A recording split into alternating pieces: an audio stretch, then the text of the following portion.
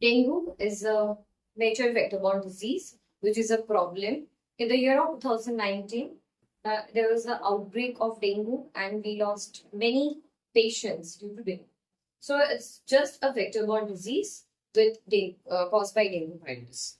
If we can early diagnose this and we can see some parameters, if we can watch out what are the progress, if the patient is getting deteriorated, then we can take proper management and we can make the patient survive. So today we will discuss about dengue fever, major vector-borne disease, which is a problem. In the year of 2019, there was an outbreak of dengue and we lost many patients due to dengue. So it's just a vector-borne disease caused by dengue virus. If we can early diagnose this and we can see some parameters, if we can watch out what are the progress, if the patient is getting deteriorated, then we can take proper management and we can make the patient survive. So as we can see, dengue is transmitted by Aedes aegypti and Aedes albopicus. Majorly we found this Aedes aegypti, and then dengue virus is the main causative agent. So it's a viral disease where there is 4 types of dengue virus: dengue V1, dengue V2, dengue V3, and dengue V4. And then the incubation period is 5 to 7 days. So the phases of dengue, if we see the pathology of dengue fever, so it is transmitted by Aedes aegypti, and the virus is getting transmitted in our body. Now what is happening? The virus is attacking whole body system. So whenever a virus is attacking, your first line of defense will be activated. It will release some of the cytokines, tissue necrotic factors. It will be activated, and the day by day after day, replication and infection will be more and more. Eventually, what will be happen? There will be some reactions, and endothelium line will be destroyed.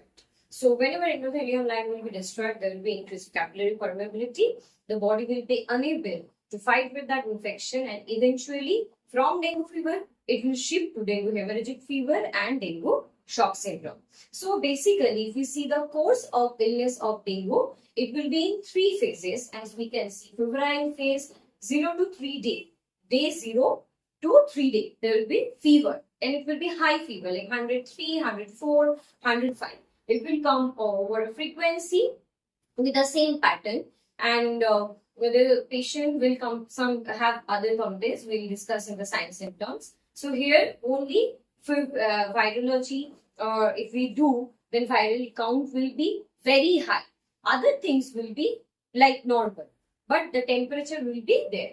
Next is, once the fever is resolved, the patient will enter in the critical phase, which is from day 4 to day 7. And the name itself describes that it is critical. That means it is very crucial phase where the body is going through some of the major changes, and if we can manage these changes, if we can treat these changes, then we can make the patient survive. And if we are not doing management properly, then it will shift to dengue hemorrhagic fever or dengue shock syndrome, and eventually patient will move to multi-organ failure and we may lose the patient. And next, the critical phase. Once the critical phase is over, there will be recovery phase. So basically, the febrile phase is clear. There will be only fever. But in the critical phase, what I told, that endothelial line will be destroyed, capillary permeability will be more. So what will happen? The fluid shift will be there from intercellular to extracellular. There will be active plasma leakage. So this is the crucial period. There may be high chances of bleeding, and there is high chances of dehydration. So we have to know about the 2 points, that the reason behind we are losing patient are 2.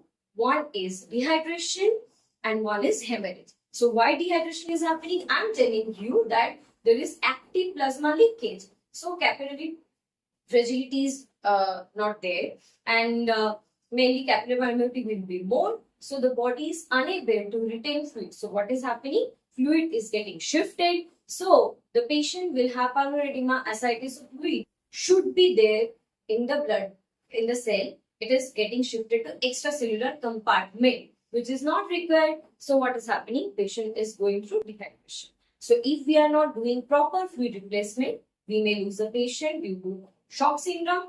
And one of our another thing is here high chances of bleeding is there due to decreased hematocrit and decreased platelet. So if you are observing properly, if you are managing that, we may make the patient survive, and if we are not doing proper management, then we may lose the patient. Basically, all the warning signs we can get in this critical phase. And once the critical phase is over, that means the plasma leakage is not there, capillary permeability is okay. Now the fluid should go back the place where it should be. So there is no active plasma leakage. So the fluid is getting replaced. The patient is getting recovered. Patient is hydrated now. Urine output is okay, and body is doing its coping capability and defense mechanism active, and it is day by day, it will be okay further. So this is the three phases. One is febrile, one is critical, one is recovery phase. Whereas the most important phase is this critical phase. We have to think about two things. One is dehydration and one is hemorrhage. Symptoms of dengue. Definitely it's a fever, so there will be high grade fever, and there will be arthralgia, that is the pain in the bone, and nausea, vomiting, myalgia, muscle pain will be there. Rash, retroorbital pain is the specific symptom for dengue. Like the backside of the eye or around the eyes, the pain will be there. That is only retroorbital pain. Facial flushing may be there. Malaise, photophobia, and excessive weakness. Some warning signs from which we can guess that the patient is getting deteriorated. There is no improvement. Moreover, there is deterioration. And if we are not treating right now, then we may lose the patient. So what are these? Bleeding. Any kind of bleeding, like bleeding, hemoptysis, hematemesis, epistaxis, even vaginal bleeding should be ruled out. So once it is very important, once a patient, female patient we are receiving, we have to know about the menstrual history as well, because recently I got this news that one patient had actual vaginal bleeding, but the patient was with dengue and there was no other bleeding. So the patient had active vaginal bleeding, which was misinterpreted as menstruation. Next is lethargy. There may be restlessness, sudden behavioral changes, convulsion may be there, breathing difficulty will be there, no urine for 6 hours, or we know that normal urine output 0.5 ml per kg per hour, it is not there. So that means dehydration. Persistent vomiting more than 3 times a day. Then postural hypertension or dizziness may be there. Cold clammy skin, that is a sign of shock. And for clinician, other additional warning signs are enlarged liver, metabolic acidosis may be there, rising hematocrit with rapid decrease of platelet, and then derangement of liver function test or kidney function test. It is very important to observe all these warning signs. If you are getting 1 or 2 of this warning sign, we have to be very careful that patient is getting deteriorated. It may be going to hemorrhagic fever or dengue shock syndrome, and we may lose the patient. So as we already gone through the phases, we can see what are the complications phase-wise. Febrile phase, dehydration may be there, and neurological changes due to high fever may be there, and it is common in it is rare, but usually it is seen in young children. And critical phase, shock from hemorrhage and organ impairment. As we told, what is the reason? Because of plasma leakage, there may be shock in this phase, and that is why we are losing the patient. And recovery phase, there may be hypervolemia, because now in the critical phase there was active plasma leakage, but in the recovery phase the plasma leakage is not anymore there. Organs are getting not impairment is there, so it is getting reverted. So if we are giving more fluid and more fluid, then what will happen? There will be hypervolemia, and from that ascites, pulmonary edema may be there. So for clinical evaluation, first is history taking. The most important for any kind of disease is to take history. If we can take the proper history, we have done the 25% of treatment, because we know we are doing the root cause analysis. What is the cause? So history should be taken properly about the onset of fever, when the fever was started, and the duration of fever, for how long the fever is there. Next is about the activity, whether the client is staying in a place or traveling from place to place, and the particular area, history about the particular area where he or she is living, and in the neighborhood or in a family whether there is other history of fever. Now, why history is very important, and one of the reason of taking address of the fever patient is just to rule out whether the other persons are also getting affected with the same vector-borne disease. Suppose I am from a particular place X. So you have come to know that I have been diagnosed with dengue, and there are other 3 persons also being assessed with dengue. Now, what you can do, you can take the address, you can inform the block about the disease, and they can take initiatives. So this is how we can prevent disease. So this is about the history. Next is we have to take the history of the signs and symptoms, whether you had fever, more than 102 or 103, whether you have dehydration, all the symptoms, retrovital pain, arthralgia, myalgia, like that. And another thing is about the hydration status. It is the most important once a client is coming with fever. Why? Because hydration directly indicates whether the patient is staying in which phase and whether he or she needs further dehydration or not. Clinical evaluation, we can check the vital signs about from parameter, the blood pressure, the respiration rate, temperature, and the most important thing, pulse rate. So we can see whether the patient is moderately stable or not. Then ABG can be done. Tourniquet test is one of the most important tool here. We will discuss later. ABG we can do. Then for a diagnostic evaluation, which can be done, chest X-ray can be done. And then there is other investigations that the blood test. Most important thing, whenever the patient is coming with a fever, a complaint of fever, so if it is within 5 days, then we can send dengue NS1. And if it is more than 5 days, then we have to take the blood sample and we have to send it for IgM, dengue IgM. It will be reactive for 3 months, and the IgG will be reactive for the whole life. And the other things are CBC, where the most 2 important things are hematocrit and platelet. Moving to the admission criteria, when to know about that the patient should be admitted. First is warning signs. Any kind of warning signs is existing, we should admit the patient. Then the patient is having persistent vomiting, the patient is not tolerating oral fluid, so you have to administer ibuprofen that time. Or fever is not resolving, high fever, or patient is having any kind of convulsion or neurological impairment. Any warning signs existed, we should admit the patient. Next is the signs of bleeding or dehydration. The most 2 things. These 2 things are important because we are telling again and again, due to dehydration or bleeding, we are moving the patient to shock and the patient we are losing. So that is the 2 most important factor. And abnormal investigation, any VOSG or any blood test is coming abnormal, then we have to admit the patient. Existing comorbidities, when the patient is having any kind of severe comorbidity, that time also we should admit the patient. And some social circumstances like the patient is living alone, that time maybe the patient's warning signs may exist, so that time who will observe, that is why we may admit that patient. Or the patient is staying far away from a healthcare facility, that time also we have to admit the patient. Important thing is in dengue is tourniquet test. We are on and off talking about tourniquet test. So what is this tourniquet test?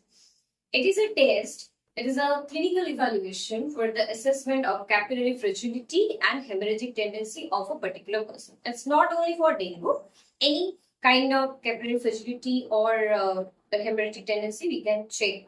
So how we can do the tourniquet test? Basically, whenever a patient is coming, we should make the patient sit at least for 10 minutes, and if they are having more time, then we have to check the patient's BP. So we are getting a reading of systolic BP and diastolic BP. You have to calculate the midway of systolic BP, diastolic BP. So how we can calculate? So we are getting a systolic BP and we are getting a diastolic BP by 2. Suppose we are getting the systolic BP 100 and diastolic BP 80. So it will be 90. So this 90 mm of Hg, we should make the patient sit, and we are inflating the BP cuff at 90 mm of Hg, and then we have to wait for 5 minutes. Okay, so we are calculating the systolic BP plus diastolic BP by 2. In that midway, we are inflating the BP cuff and we are putting the patient for 5 minutes. After 5 minutes, we have to release and we have to wait for 2 minutes. Okay, so in this 5 minutes, you are keeping, then you have to wait for 2 minutes. After 2 minutes, this is the antecubital fossa. Okay, so in this, below the antecubital fossa, in the area of 2.5 centimeters square or 1 square inch, if there is 10 or more petechiae, then it is a positive tourniquet test. And if it is less, then it is a negative tourniquet test. So, it is not mandatory that if the patient is having hemorrhage, then it will become positive. And if the patient is not having hemorrhage, it will become negative. It's the sensitivity is 40%, not every time it is coming positive or negative, but it is a major diagnostic tool to rule out that whether there is any hemorrhage, active hemorrhage or not. So, whenever on admission we are doing the top sheet, in that time we have to do one tourniquet test and we are sending the blood test. So, if it is coming negative for that particular time, we have to do every day regularly at once a day if the patient is, until and unless the dengue test is coming negative. And if it is positive for a dengue patient, then we have to do it also for the further thing to rule out whether the hemorrhage is there or not. So this is about the tourniquet test. Next is the dengue top sheet. For liver mother, we are doing partograph to rule out whether the liver is improvised or the liver is obstructed. So just to see the progress of liver, we are doing the partograph, and same goes for a dengue patient. So as I have written, top sheet is the mirror of dengue patient. If we can see a top sheet, it will describe a patient's progress or deterioration. And there are some components. The government of West Bengal has provided our top sheet. We can see there are the name and the comorbidities, the body weight, the height, the ideal body weight for a obese patient, then what blood investigation we have done, the onset of fever and duration of fever, and then we are doing every day 4 times. How?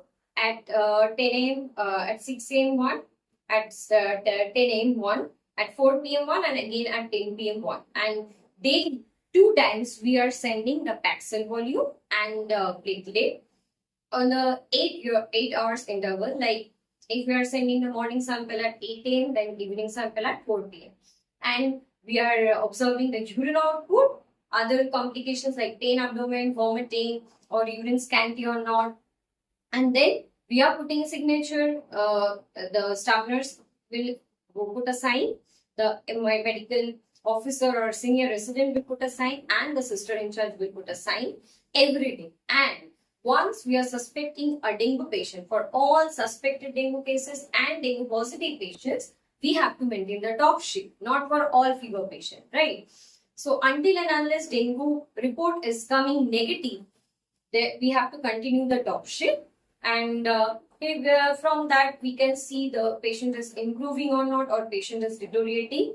So if we are observing that some abnormalities is there, we can take a prompt action from that. That is the only aim of maintaining our top sheet. And once the report is coming negative, we have to put a cross and we have to write the dengue report came negative on and then we have to stop. The discontinuation of the top sheet will be done then only.